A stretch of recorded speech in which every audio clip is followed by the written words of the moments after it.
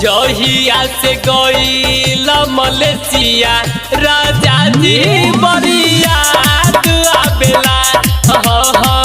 जहिया से गईल मलेशिया राजा जी बरिया आवेला।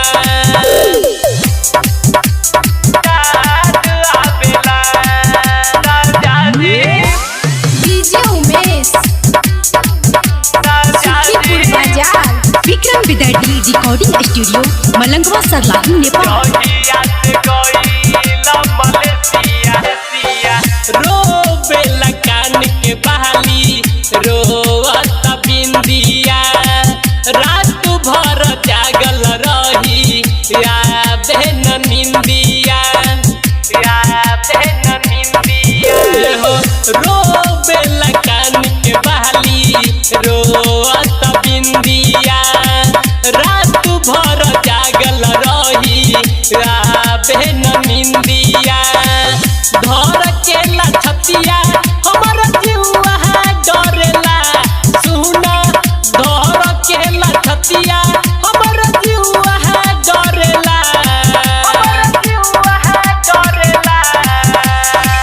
जहिया से गईल मलेशिया राजा जी बरिया आवेला।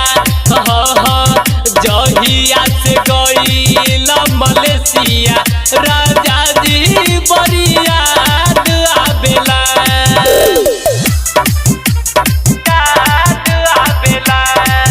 राजा जी बरिया आवेला। जहिया से गईल मलेशिया मुकेश नेपाली पिया बुझी परसानी संजीत के दे हब चढ़ल जवानी